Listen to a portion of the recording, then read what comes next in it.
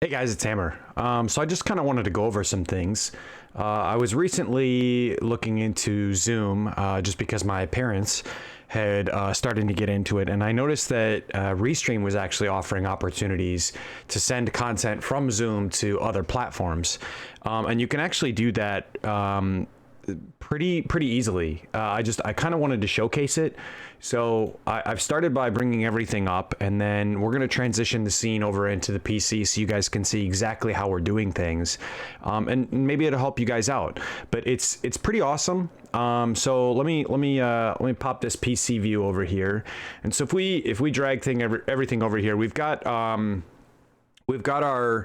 our Zoom website open. I've got, YouTube and Facebook, Twitch, and you can broadcast to an array of different platforms of your choosing, depending on kind of what you want to do. Which here, let me log in here real quick. So basically, you're just going to sign up for an account. Now, in order to access the features of being able to do Restream, you do have to sign up for their paid account, which costs about $15 a month between taxes and fees and everything. It was like, I think $16 for me. But, as a teacher or something like that, business worker, there are a lot of opportunities to showcase content. So, imagine a teacher wants to be able to hit a wider audience base as like a college professor, and maybe bring in some of the crowd from Twitch and make things a little bit more of like a learning potential for other people that exist out there in the world. Or for example, a marketing company wanted to showcase a new design, but they wanted to make it public or offer a public display so that people around the world could see it without impacting the entire world with all the conditions that we have going on with COVID-19 and this international pandemic. So essentially you could take all of that content, which, let me log back in, as I was saying, you could take all of that content and essentially set it up to display it across multiple different viewing platforms and hit a wider audience base, which makes it incredibly easy to get a product out there, which I think is just I think is fantastic, just because there's so much potential. Now you can log in with a wide variety of different like logins, like for example Google or Facebook, or make your own account and then attach the account to it. So let me drag this back over here. So now that I've logged in, you can see a bunch of different things, but after you create the account, what you want to do is essentially pay for the upgraded version, and you can do that by going to plans and pricing and then just pay for the pro account. That is the option that would enable you to select and add Restream as an opportunity to send content over to a different platform. So after you sign up for this, you can do PayPal or Visa card or whatever, a wide variety of different payment methods, payment options. And then when you go back in order to update your account to allow for Restream, you just click on your account right here, and then over on the far left hand side you'll see a little section that says settings. You can click on that, and then as you see these little blades kind of pop up in the center here, the option right in the middle says in meeting advanced. So after you click that, you'll start way up at the top here, but I think because I had already done it once, it's pre-selected to be on the exact same part of the page that I was in previously. So you scroll down, and about halfway through the page you'll see this in meeting basic, and then you'll see in meeting advanced, and they're all separated accordingly. And you can even click on that and it'll bring you back down to it. But you'll see a section right here that says allow for live streaming meetings and events. Sorry, I apologize. You'll just enable that, and then these, you'll have to check all of them. Now, one little problem that you may run into, if for whatever reason when we get to the second part, I'll say this is the part that I was talking about. If you leave this blank, then there's no way for them, for anyone to get this information. And it won't actually save that the check mark was enabled. So you have to put something in this edit box in order for that to save and stay on as a service. So after you do so, you just click save, and then you can close out of this. It's not required, but then you'll open up your Zoom account, right? And so I already have Zoom open here, just, again, to showcase. but you'll see you can start just a meeting ID. It brings open the normal page, and for anyone who doesn't know, if you go right to resources, you can just download the actual application. So see how it says download Zoom client? So you can just download what I'm using right here. It'll install it onto your machine, and then you can log into your account, the same one that you used to set up the option online. Now, once we get here, just to showcase what I'm talking about, there's basically this main screen in your meeting that you normally would get. And in the bottom corner, there's the 3 little dots that says more. On the 4th option down, it says live on custom live streaming service. Now, when you click on that, it'll bring open this whole panel, and it's going to be transitioning me straight to live. But what that would do, it would bring up like a little pop-up box, and then you can configure the settings that you would pull from Restream. Now, Restream is where you're going to get things like your key, as an example. Here, we'll just to showcase. I have this live right now, so.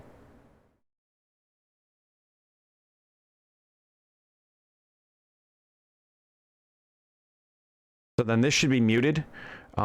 It's just me with this panel, and what I can do is obviously I could just hit start video, but I can't because I'm pulling in the video from my OBS for the recording. But then you'd be able to hear the audio going through there, and then I could always set up like a secondary webcam for the purpose. But this is live. Obviously you can hear me broadcasting. It would just be over on Twitch, and then that's all being rebroadcast from Zoom. And then it would also be right here. You can see that I've started a live broadcast. Let me refresh the page because I should have a new one that's up and open. But then you can broadcast it to a wide variety of things. Like I said, Facebook, YouTube, Twitch, DLive, Mixer, whatever platforms you want in order to, unveil a product or just meet with more students. And then the same thing, you can do it all through YouTube. I guess, let me pull this up here. It should be broadcasting over. Yeah, there you go. Live stream from Zoom to Facebook. So here's our live stream over on YouTube as well. Tutorial for Restream, and then there's my little link right there.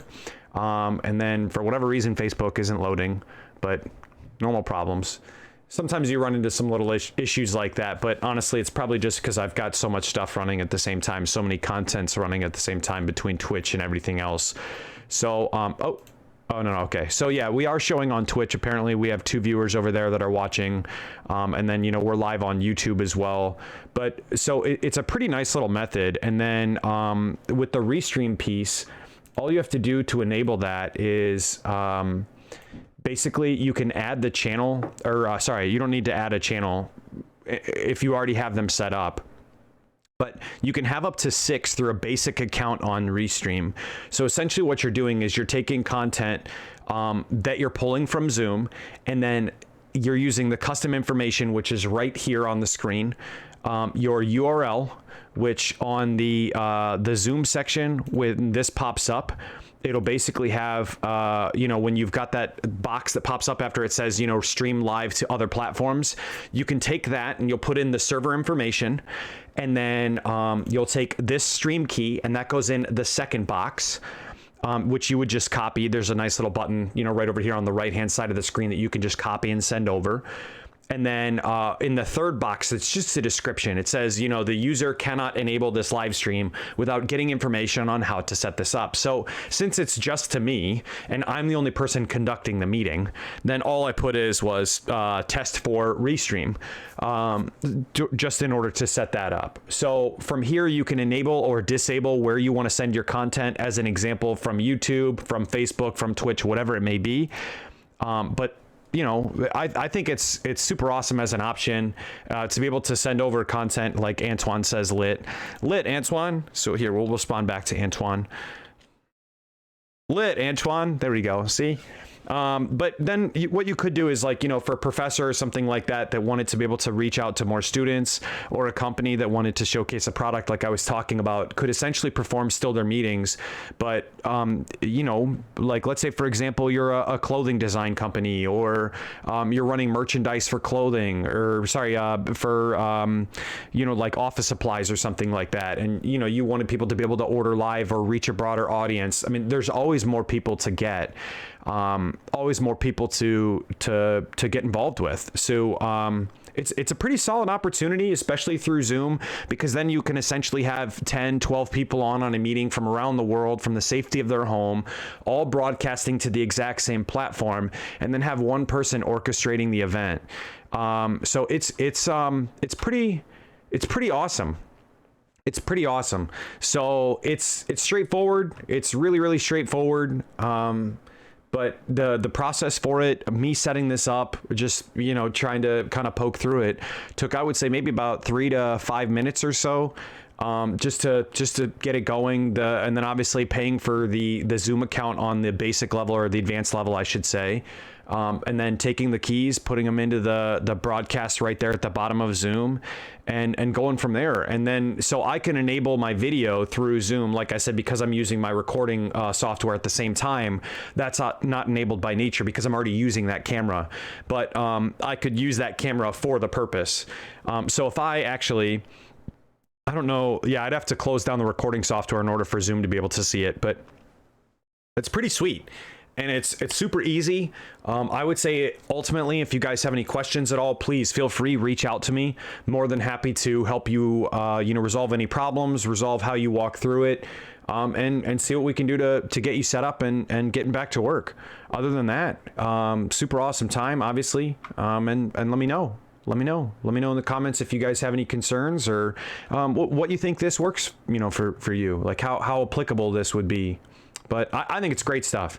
Great stuff. I know Restream does a lot to offer multiple solutions to a wide variety of audiences and markets. And I think this is only going to help stand businesses gain in a time like this. So thank you for watching, and yeah, just reach out to me if you have any questions.